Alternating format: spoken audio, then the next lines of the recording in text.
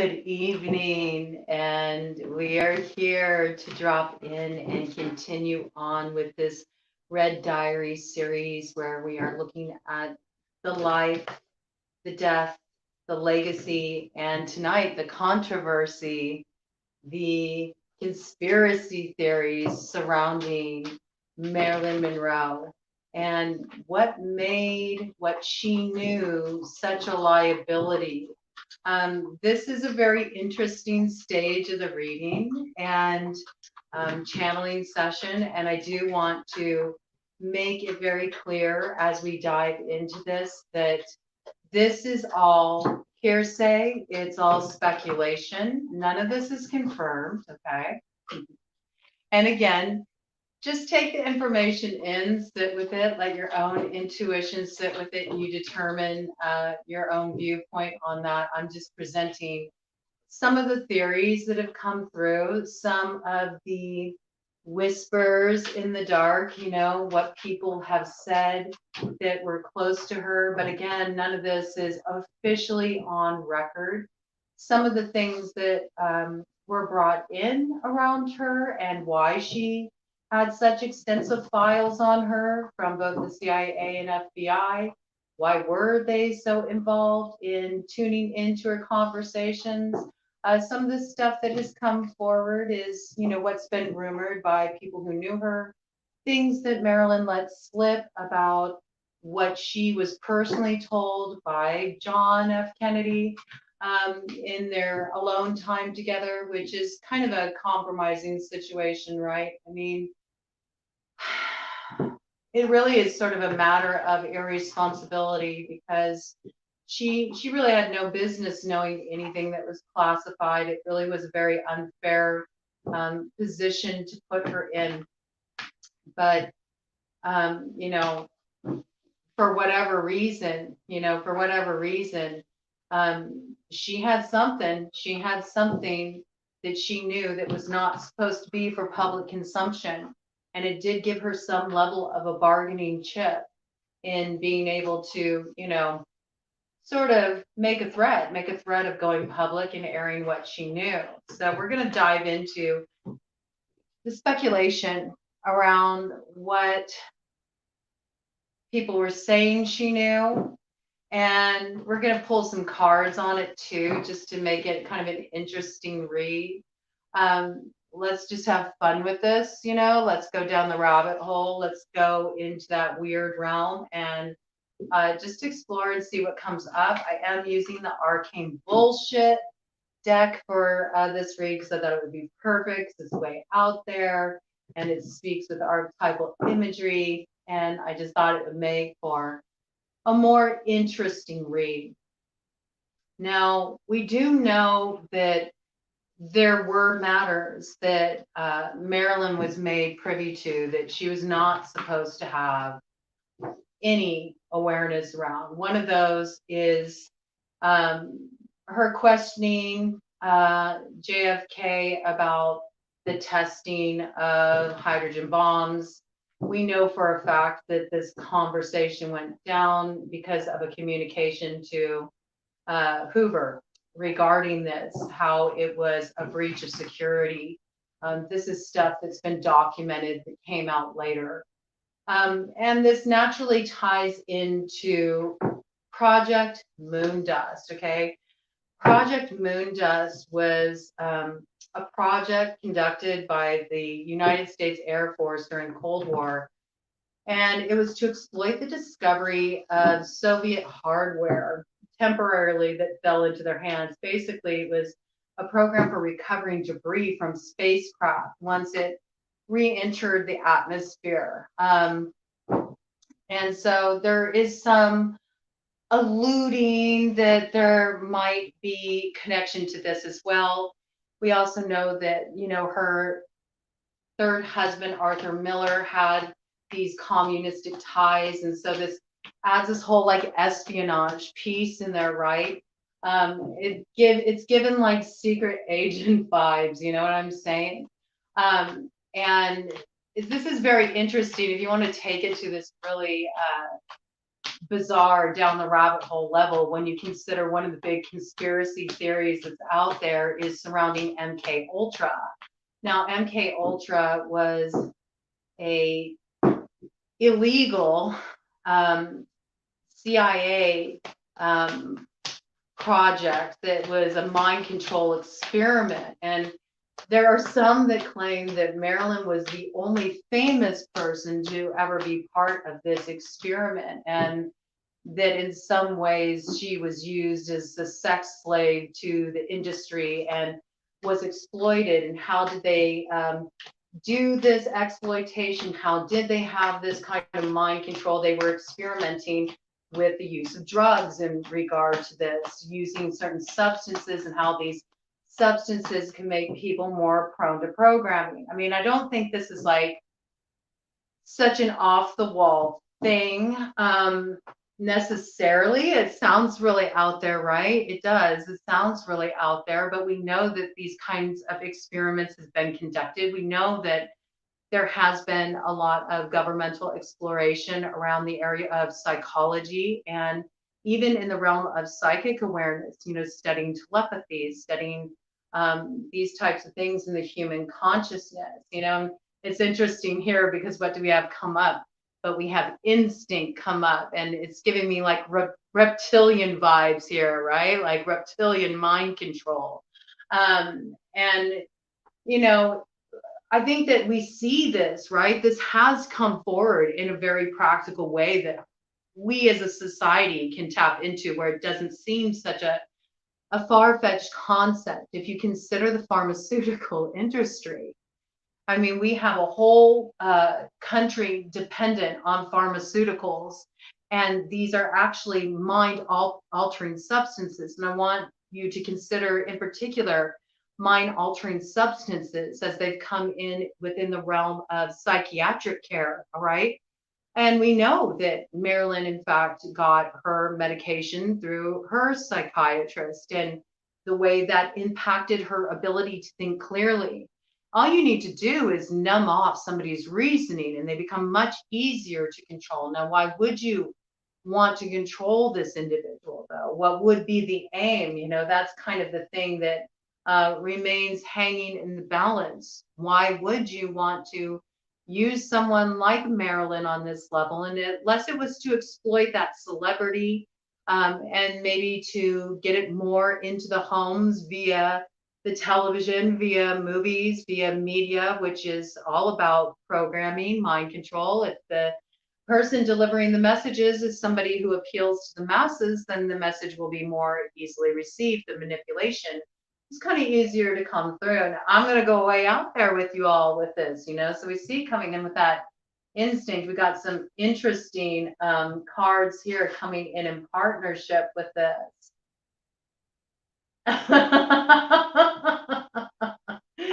I knew this would make light of this, which is why I wanted to, you know, work with this, why I wanted to work with this deck, you know.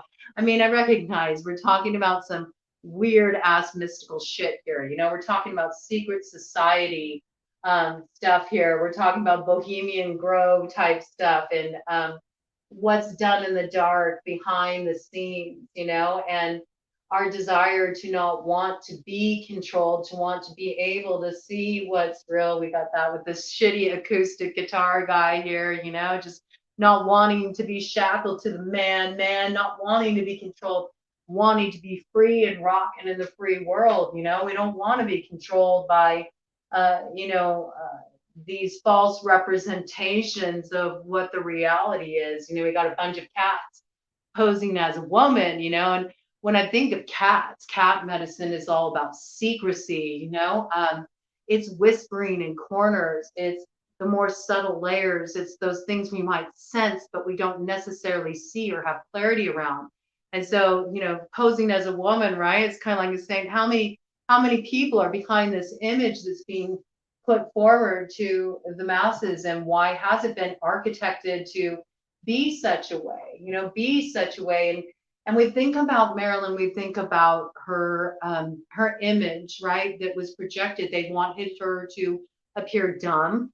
They wanted her to appear very sexual, very overtly sexual, but there was also this part of her that was very innocent, right? Innocent. We got pregnant babies here, and I'm almost seeing this pregnant baby as being like pregnant with the secret, with what was really hiding in the dark. You know, this more kind of sinister plot that really is what comes in when we look at the case of Handlers.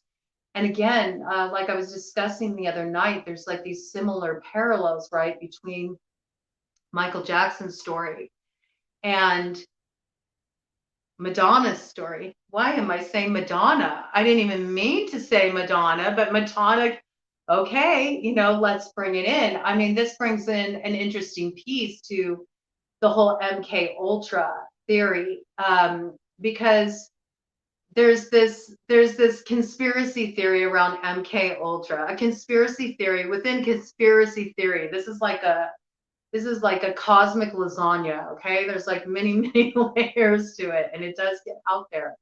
But there's this theory that, you know, she was the first, okay? She was the first famous woman to be kind of inducted into this experiment, but sort of like served as the prototype, and that there are others that have been inducted into this experiment, and they have all been sort of marked by having to do a photo shoot down the road where they presented themselves as Marilyn Monroe, which is kind of an interesting theory. I mean, some of the celebrities that have done photo shoots as Marilyn Monroe are Paris Hilton, Britney Spears, Miley Cyrus, Rihanna, you know, just to name a few. I believe even Nicki Minaj, you know, so people can go really out there. And, you know, as far as what's the truth, right? What's the truth? And especially when we look at conspiracy theory, you know, you have some people that will automatically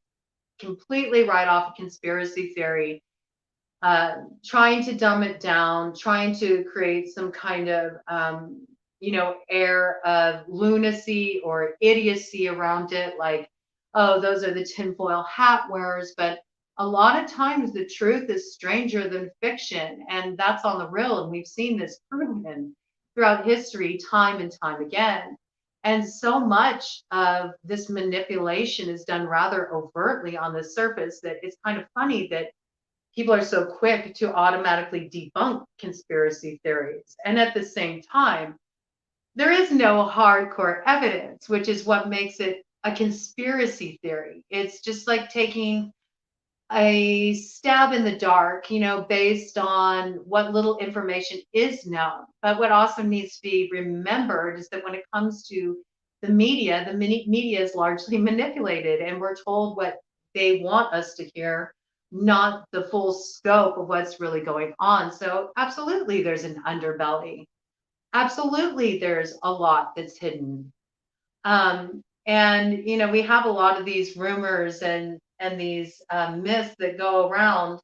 Well, they are myths, you know, they're urban legends in a large part, but they are proven. They are proven. It's speculation, you know. And it's interesting to me because looking on the bottom of the deck with this, it's like, well, I can see the programming that's there and the message it gives, which I think more is about controlling people through media and letting them like so-called know their place, like putting in the download of like what a woman's role is in society, or any of these different sociological roles that we're being programmed to play by what's put out in media.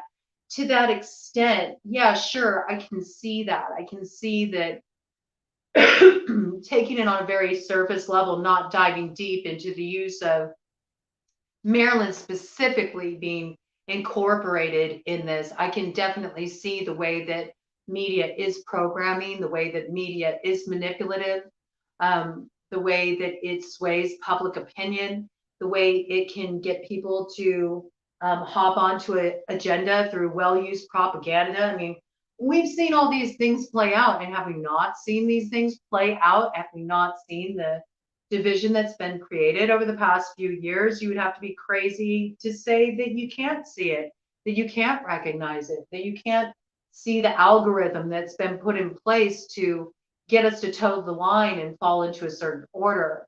And certainly when we're looking at drugs in the form of mind control, I think we see that so very clearly in pharmaceuticals and the way big pharma has become such an overwhelmingly monopoly of control within our structure of healthcare, and how it often does leave people with issues that they didn't have before. Some of these issues, some of the side effects that are most noted when it comes to pharmaceuticals are of the mental variety. You know, we see that some can cause suicidal thoughts, right? Some can cause depressive states.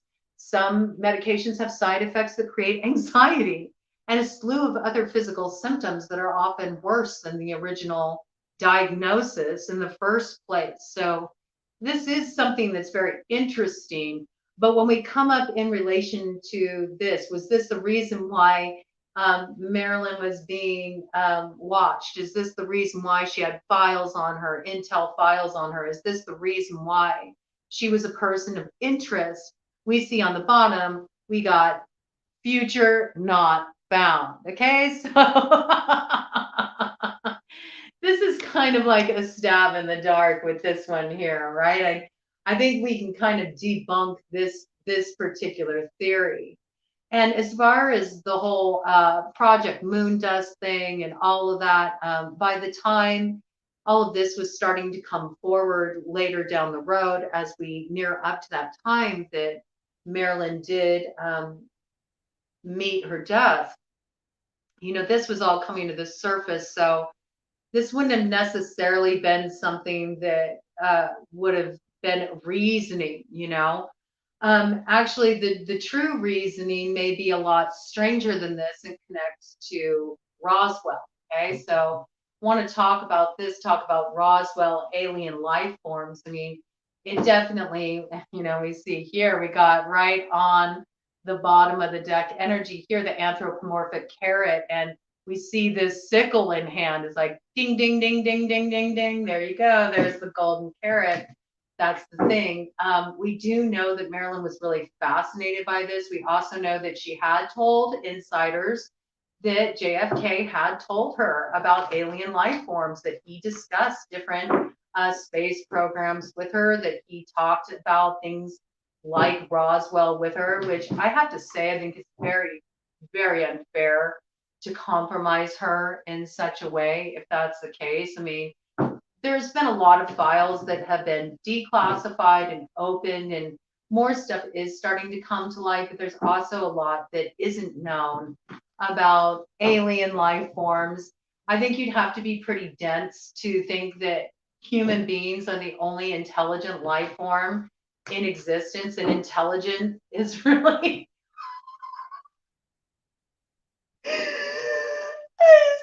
Marilyn say intelligence is up for debate.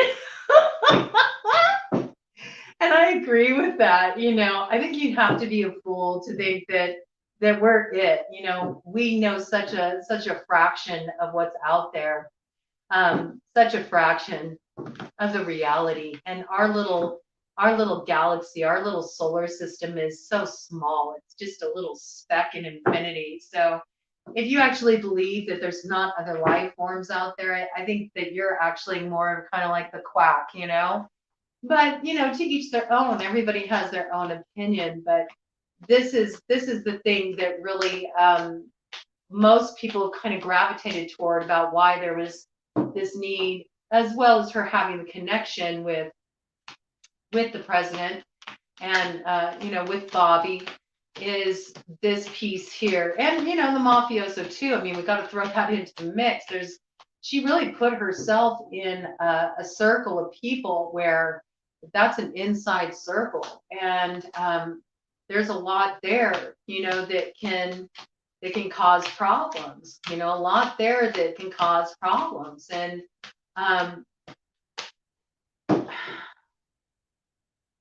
especially for somebody who used the inside information to pose threats. is she sort of sealed the deal for herself by starting to talk about opening up about what she knew, you know? And in a way, I kind of think, you know, what I'm getting the sense from here from her is in a way, she kind of wanted to push it to that level because she was just tired. She was tired of having to keep things secret. She was tired of having to keep her mouth shut. She was tired of playing the game. She didn't want to play the game anymore. And there was a part of her, despite being, you know, on all these medications, that was still cognizant and did understand that she was like rolling the dice with that. She was definitely playing with fire.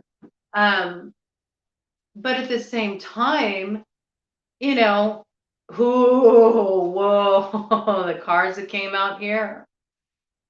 You know, she couldn't keep all this stuff inside anymore. And this is the coffin full of tacos, full of snakes. Yeah, you know, it's like she had all these snakes in the grass around her. She also had all this wiretapping going on in her home. She was aware of this, you know. I think she also mentioned this to people that she felt like she was being watched. She felt like she was being listened into. She couldn't trust her, you know, sexual connections. She couldn't trust these people that she was connecting with intimately. There was a lot of pillow talk, and the pillow talk was inappropriate, you know, or letting her know things that she shouldn't know, that she shouldn't know. And this really threatened her security with the inverted squirrel. It put her in a very dangerous position. And in a way, they sort of like set her up to have a fall as the clown with this nobody here, you know? They didn't value her life enough, really, you know, by revealing this top secret information to her. They knew that they were putting her in jeopardy. And so there was a part of her that almost felt like set up. Look at this is really interesting. I've never noticed this on the card before. Look, there's even a snake. There's even a snake in the pocket here, you know? I think she knew, you know, she was kind of marked. She kind of got set up. And I think in a lot of ways she felt like she was disposable, like she was made a mockery of, and it didn't matter to her, you know, and didn't matter to them what happened to her. Obviously her well-being, her safety wasn't at the forefront of what they had in mind. And we have here, look at this, shrimp with guns. Yeah, it's like weak people, right? Weak people, these shrimps that act like these big fellas, you know, these big, strong, you know, authority figures hiding behind guns, hiding behind aggression, hiding behind violence, you know, just sort of using people, manipulating people, strong arming them. And she was around a lot of people who had a lot of stuff they needed to protect. You know, you run with the big boys, you start crossing them, you know, you're going to swim with the fishes. That's the way that shit works out, you know. And it's like she thought she had this, she thought she had such a power play, you know. She thought that the one thing that kept her safe was what she knew, that what she kept in that red diary of hers, these secrets. But this secret, you know, is actually what was undoing for her. You know, it's what like kept her under lock and key, you know, and kept her trapped. I think it was hard for her to have the weight of this on her consciousness. I do think this is why, you know, I don't think it was accidental. This is all speculation. Again, this is all speculation, but it is what's kind of coming in for me. And it's what I'm channeling in from Marilyn right now, too, is there's a reason why, you know, she was set up with a psychologist and why certain caretakers were put in her atmosphere, in her environment, why they were grooming her in certain ways, why they were you know, having her loaded up on these drugs that were really numbing her out and not giving her the clarity she needed. You know, yeah, people are more susceptible to control. And so in that respect, I can see how people can make this MK Ultra association, because it is easy to manipulate people when you can have them disempowered in that way. And we've seen that play out repeatedly. We've seen it play out repeatedly in Hollywood. But I just think this is a case of, you know, she was hobnobbing with some people that, you know, they had some top secret information, and perhaps she was prying too. I get this also with this floppy key, like crying. I think there's, I'm picking up kind of Matahari vibes, I think she had a little bit of this in her. We do know she had that Lilith riding on the ascendant. She also had Uranus in that first house. And, so that means like she enjoyed this kind of stuff. She wanted to know, she had a curiosity. She wanted to go way out there. And at the same time, there was a part of her that she knew how to work it, and she knew how to get information. It's kind of interesting that, these men in these positions of power, it's like, why would they ever reveal, anything of this nature to her, especially with her being in such a public position where if she were to bring anything forward, it could really be like an exposure that can unravel so much. But that just kind of also shows her ability to be cunning and her ability to be able to use her wiles and her own form of mind control on them, in the form of her sexuality, her seduction. So again, I see this more so as this kind of highlighting how intelligent she was, how crafty she was, how they saw her so unassuming, but look at what she was able to gain access to, this information, this inside information that unfortunately it made her a marked woman, it made her a marked woman. And we do very much know about, that plan that was put forward by Sam Giancana, the mob boss back then. And it's all been highlighted by his own family in the book Double Crossed. His nephew and brother wrote that book, and, they discuss the details of it. And it lays it out quite succinctly about why things went down the way they did. And if you really think about it, after Marilyn's death, it really did set off a chain reaction. There were a lot of people who fell in succession with her. We had Hoffa came up missing. Nobody knows where Hoffa is. That still remains to be solved. There's a lot of theories. There's a lot of rumors. There's a lot of conspiracy theories, but nobody knows the truth. I'm sure some do, but the general public doesn't know. General public doesn't have those answers.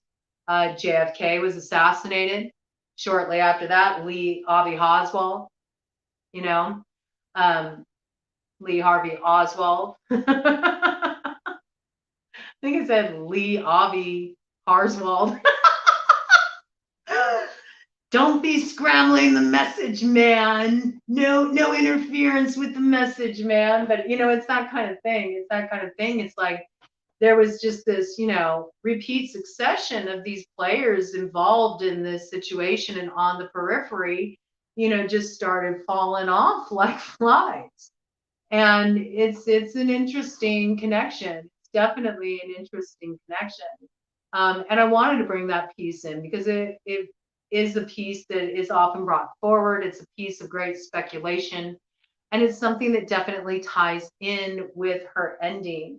But I want to just do a cut of the deck energy here and see what input Marilyn wants to give in regard to this before we move on to a reading Marilyn's going to give to you with her own words, her own quotes.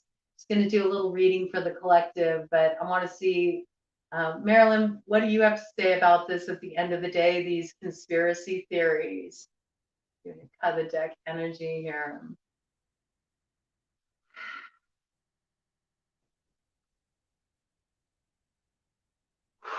Oh, whoa. It looks like world domination to me here with the Frotus. Look at this. It just looks like a virus infecting the planet. And if we are talking about aliens, I mean, if we want to go out there, I think what's kind of coming through here, what I'm getting from Marilyn right now, is that what she knew did have to do with intelligent life forms, did have to do with mind control, but in the essence of, sort of world domination and what that looks like and what they knew about sort of what was to come in the future as certain things came to light to the general public about the interaction with other life forms. I think there is hidden information here, but I do think it will be seen later. There is hidden knowledge that's going to come forward. And like I was saying in regard to the stuff, the message that came through earlier is that Gen Z Gen Z will see this go down. So it is something that's on the periphery, and there has been a lot of classified information around alien life forms that has been released in recent years. I think there's going to be more that comes to light, but there is a piece here that she knew something that involved world domination, that involved artificial life forms. I just got artificial intelligence too, and how that correlates. That there's a connection, there's a direct connection, she's saying, that is part of the programming of the matrix. Okay, so that's a pretty wild message, and I think we're going to leave it at that. We are going to leave it with that, and we're going to dive into a little something fun, because that's some pretty out there shit, man. That's some pretty out there shit. I think let's do a little bit of clearing the air here. Ooh, man. You know, I never knew that channeling Marilyn Monroe was going to lead to all this espionage and intrigue and crime and, you know, seduction. And it's like, it's a story. It's a hell of a story in and of itself. And I mean, I could go so much deeper into that, but as I, you know, work to close this series and my time channeling with Marilyn, because she did come through and was like, you know, this is it, you know, this is the last session of this today. And it feels appropriate to me too. We wanted to leave it off on a note with her own words and what she wants you to know about her life. And she's going to just kind of take the floor here. We're going to do a reading using her quotes, and I'll do some potential clarification cards. We'll see what comes through. I might not need any clarification cards at all, okay? But she's just going to leave you with some parting wisdom, because everybody who walks this life, I got a lot of throat chakra stuff going on right now, so it's definitely like, okay, let's not talk about that stuff much further. You know, learn from Marilyn in that regard, that, you know, some things are better left unsaid, you know, but you can do your own exploration. There's a lot of books out there that can be read that, you know, go further down the rabbit hole into those theories, into the conspiracy theories surrounding Marilyn.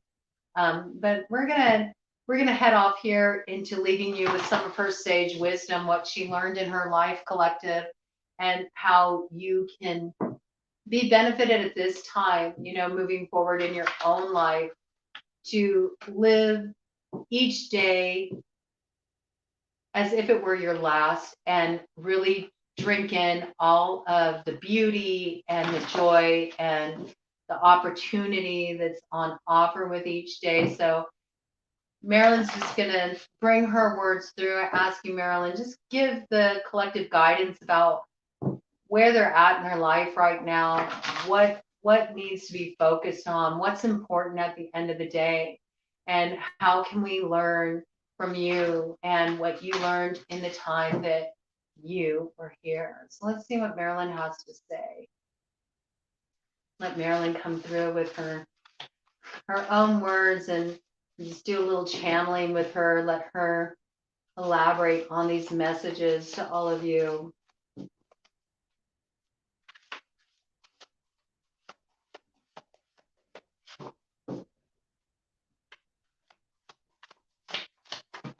Oh, okay, we got, whoa. Oh. All right, Marilyn. She has a lot she wanted to say. Okay, I'll take them all. I'll take them all, Marilyn. I'll take them all. She had quite a bit. And the way those came out, I'm going to take them. I'm going to take them. The way they came out, they just sort of like came out like a fan, okay? She said, if I'd observed all the rules, I'd never have got anywhere. All right. So again, you know, she had that rebellious spirit. It definitely is. And especially at this time right now, there's a lot of that in play, you know, and in order to make the best out of the opportunities that are on offer with this Sagittarius new moon that's kind of come in on November 23rd, this Sagittarius stellium, right? We're talking about this big spotlight moment that we're all arriving at, where the curtain's going to rise and it's going to be time for action. Um, think out of pocket, don't play your life too safe, because if you play your life too safe, then you never just know what opportunities you could be missing to step into even greater expansion. And that's kind of the way she feels about it, about what she knew and the life that she lived.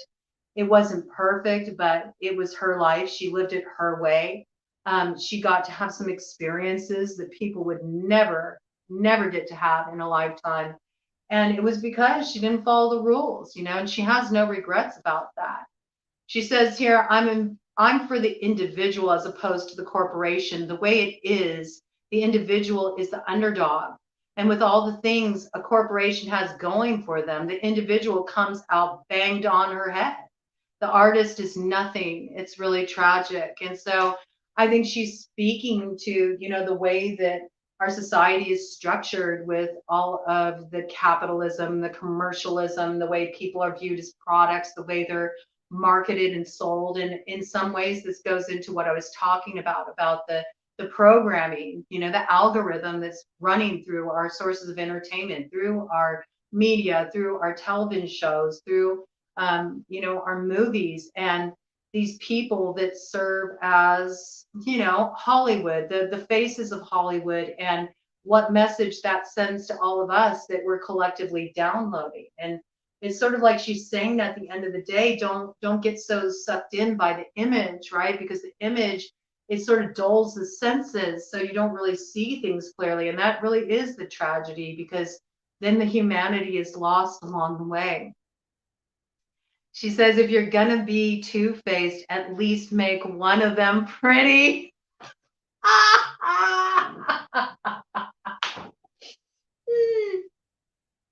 You know, I'm really getting strongly from her right now that one of the things that she didn't like, about these false images, which is sort of what she's talking about, this two-faced nature. And we see so much of that nowadays. And she is really alluding to this very strongly. She's alluding to, all the filtering that goes on, all the Photoshop, how people feel the need to put on a false front, to not let themselves be real and raw and imperfect.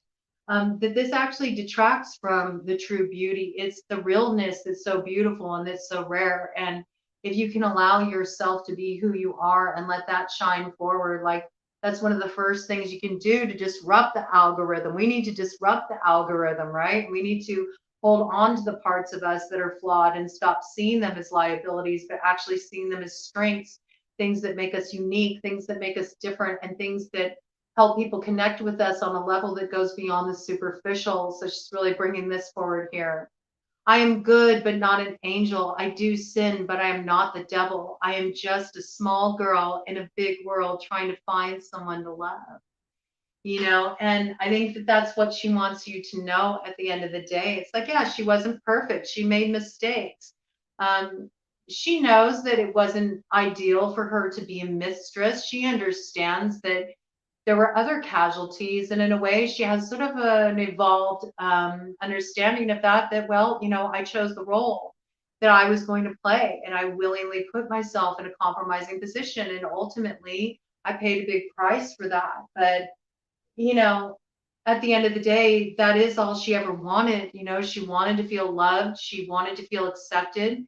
She wanted to find that strong masculine figure in her life. And so this caused her to attach to people who unfortunately took advantage of that at times, put her in susceptible positions. And so there's this piece of her, that's also saying to those of you who are dealing with difficulties during this karmic cycle, maybe you're having to do a lot of cleanup work. Maybe you're looking at ways that you made mistakes. Maybe you're acknowledging ways you could have done things better. And she's sort of extending this invitation to not be so hard on yourself, learn from your mistakes and think about how you would make a different choice moving forward. And then, like, hold yourself to it, hold yourself to it. Remember where you've been from, and don't allow that to be something that you carry shame around, but let it be something you're grateful for, because it taught you a certain side of yourself that you couldn't see otherwise. And this is going to allow you to grow as a person, make better choices in your future. She said, I learned to walk as a baby and I haven't had a lesson since. Yeah, it's like we're kind of thrust into this world and then you gotta like fumble your way around. We're all just like learning to walk each other home is really what we're doing at the end of the day. So it's okay. We learn as we go. And sometimes that means we fall or we stub our toe, or we bump into a wall when we're not looking where we're going. But it's all about what you do with those experiences that makes the difference at the end of the day, collective. I don't stop when I'm tired. I only stop when I'm done. This is an interesting piece she wants to bring forward. She wants to talk about work ethic a little bit. um, she had a very strong work ethic, and she she wanted to give up at many different points in her life. There were many different points in her life when she felt like it was just all too much, when she felt terribly overwhelmed, and she had dealt with extensive trauma in her life and difficulties, but she had something inside of her that really drove her forward. She had passion and she had purpose. And for her, that was really about her creativity and her talents and wanting to bring those forward and let herself be seen, this inner side, this inner dimension of herself, with bringing that forward. It felt like a certain level of intimacy and really being able to experience this connection through her craft, through her art. And so she's encouraging you really to get in touch with the parts of you that tap you into your creative expression and to explore that and to see how it comes forward for you, and to not putting any parameters around it. Don't judge it. Let yourself find your own creative voice and allow yourself to bring it forward in your own way, and don't let yourself have your vision contorted and smashed into some box to fit into some box that maybe it looks like it comes in good packaging, but it no longer has any heart and soul to it, and she's saying, go for that thing that when you think about it, it fills you with so much passion and purpose that you just can't stop. You'll keep going. You'll keep going until you see it through, till you get to the other side, because it's really what lights you on fire. It gives your life meaning. It's when you connect with that thing that you're tapped into what you're here to do. And she's kind of saying, don't settle for less, forget about the maybes in life, the things that leave you feeling kind of blasé, and go for what really lights you up, so that you'll have the motivation you need to see it through. Because she's saying that she sees a lot in society where people now are lazy.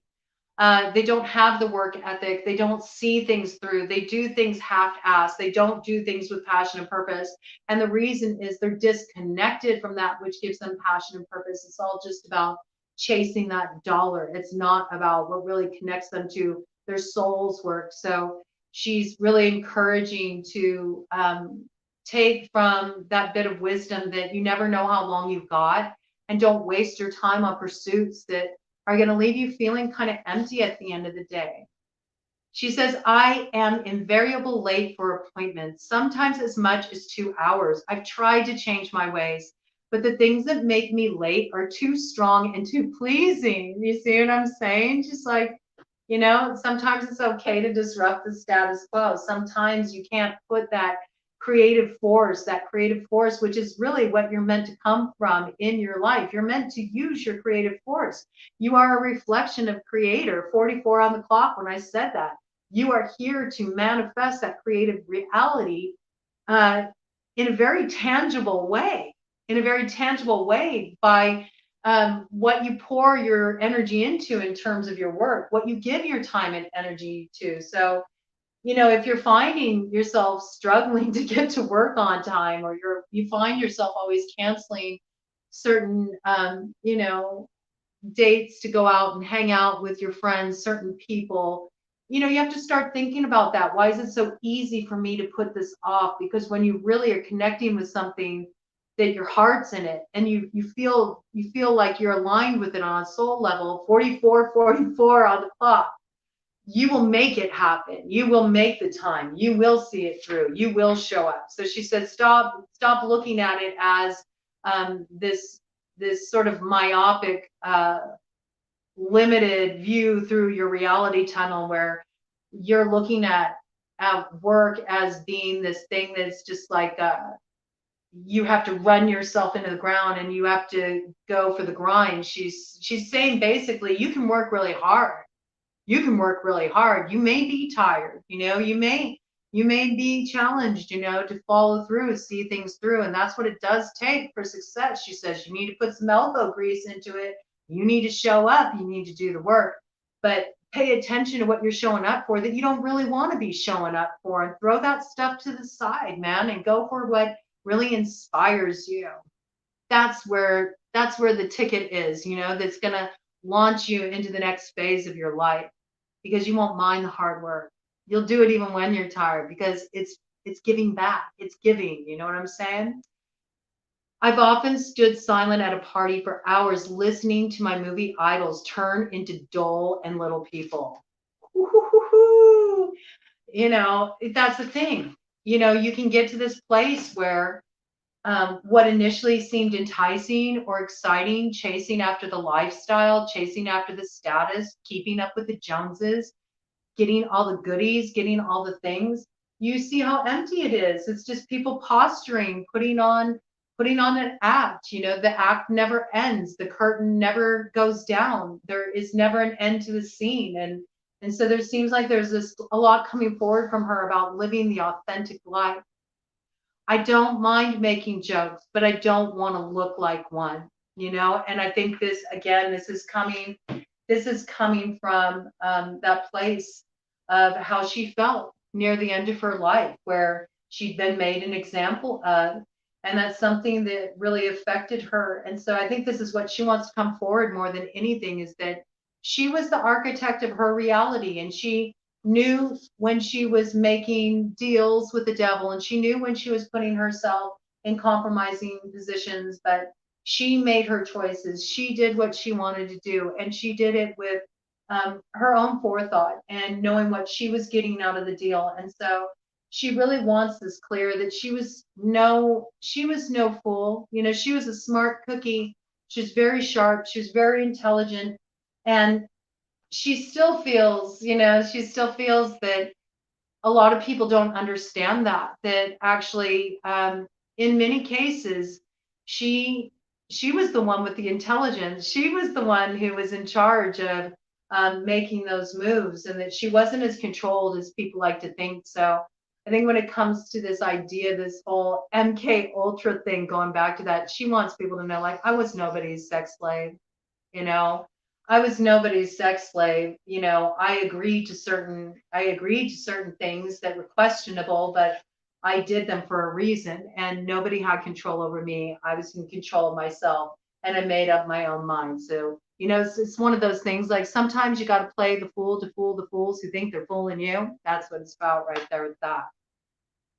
She says how wrong it is for a woman to expect the man to build the world she wants rather than to create it herself. You see, there's all this empowerment coming forward through her. She really wants you to understand that she was a very, very empowered person, very sure of the course she wanted to set for herself. And that doesn't mean that she was able to walk her walk perfectly. It doesn't mean that she never struggled, or she didn't have challenges, or she didn't have faults.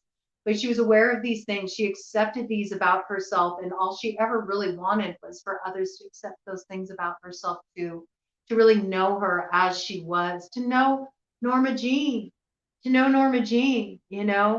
and not just to connect with this image, which is what Marilyn was. She was an archetype that she embodied, very much almost like that, Venusian goddess of love energy, that Aphrodite embodied as a starlet, as a screen siren. But she was still Norma Jean at the end of the day. That's who she was in her quiet thoughts. She was a girl with intelligence and bold passion and inspiration and ambition, and also a lot of humility and grace and sweetness and a tender heart that had been through a lot of pain, and just more than anything wanted to be loved at the end of the day.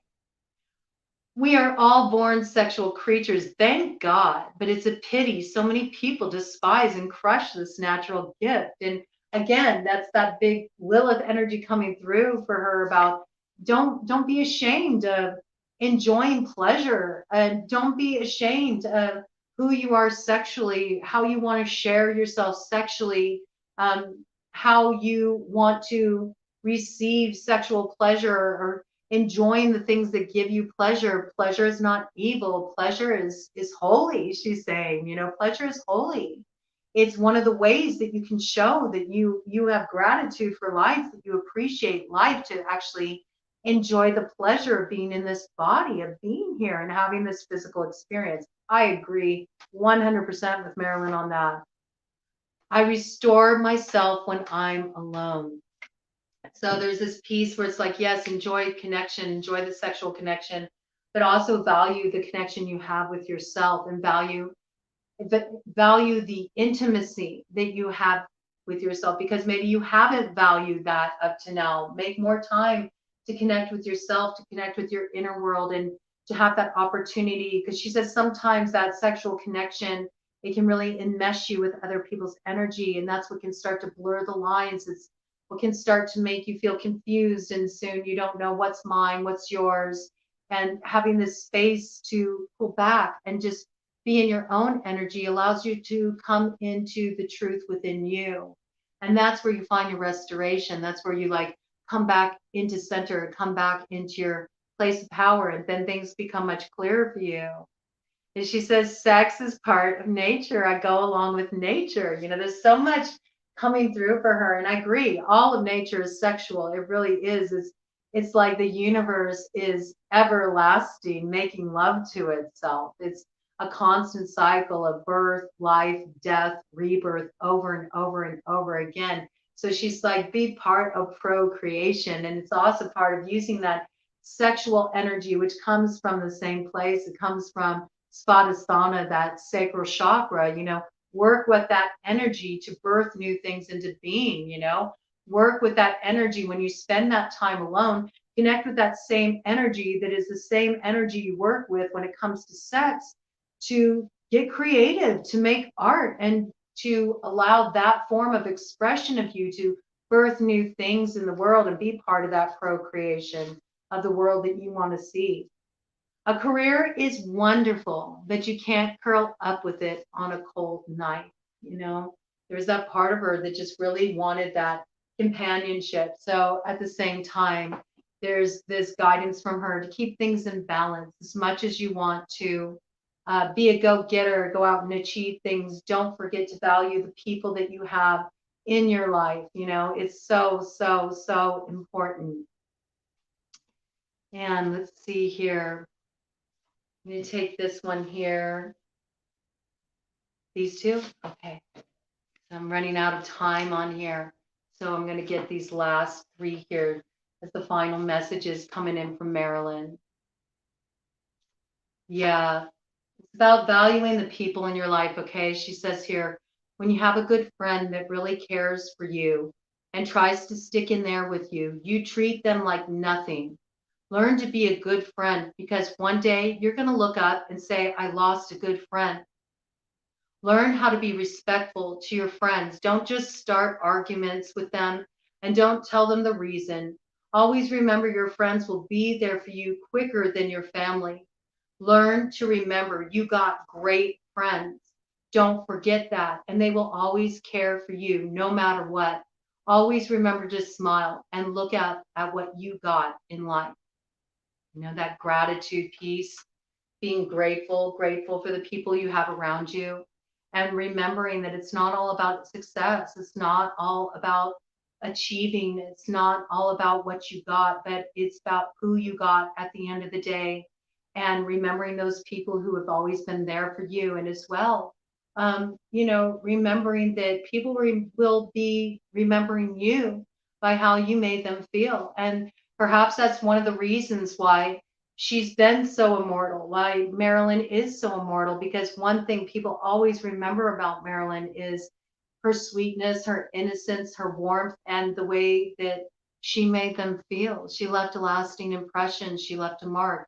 And that mark she left was on our hearts, even future generations, people who weren't even alive at the time when Marilyn was here are remembering her now, and there's something really beautiful about that. And she says, I'm selfish, impatient, and a little insecure. I make mistakes, I'm out of control, and at times hard to handle. But if you can't handle me at my worst, then you sure as hell don't deserve me at my best. So there's also this part here about remember to be a friend to yourself, remember to, be with people that actually really truly connect and love and support who you truly are, and people who allow you the same grace as you do them, to be human, to make mistakes, to not be perfect. And those people that were able to stick by your side when maybe you weren't at your best, and remembering that too when you're dealing with others who are perhaps being a little bit difficult, a little bit hard to handle.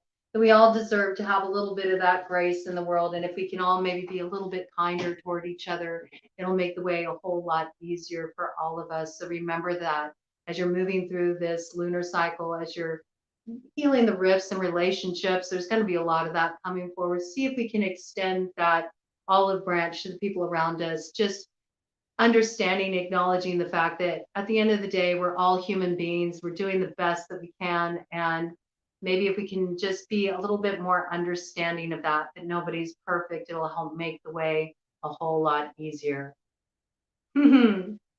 And she leaves us with this. I told you she had this big belief that everybody should twinkle, everybody should shine, everybody should have their moment to be special, to be seen, to have the spotlight on them. And she leaves us with this parting thought. All we demanded was our right to twinkle. So go on, shine like the star you are, and celebrate when somebody else gets to shine too.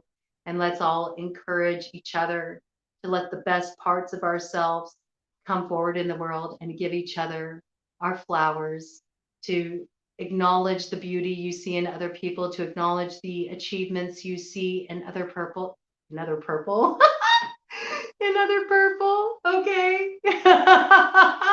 There's a color purple coming in, okay, color purple. There's a big story about healing in the color purple. And it's interesting because Toni Morrison came through earlier in this reading series. So there's something about that, we think about Mr. in that story, how he was this strong masculine figure who had such a stronghold, right? Such a stronghold over Miss Seeley, and then we have Shug, Shug Avery, very much like a Marilyn character, so much sensuality, so much sparkle, so much shine, but she still could see the beauty in Miss Seeley. And look at that beauty that came forward in the end when there was that healing between sisters and reunion. So I think there's this part in this that Marilyn really wants to let the sisters know out there, support your sisters, lift them up. Let's all shine. Let's all sparkle, because we all have a right to twinkle.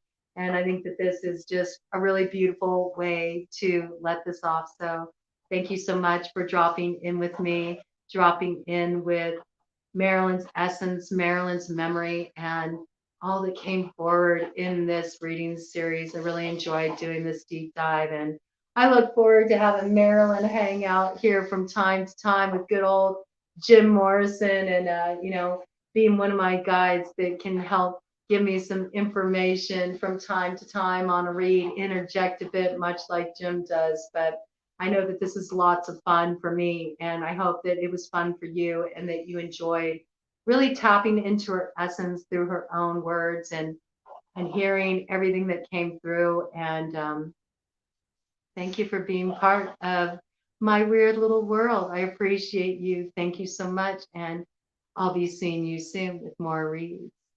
Stay tuned.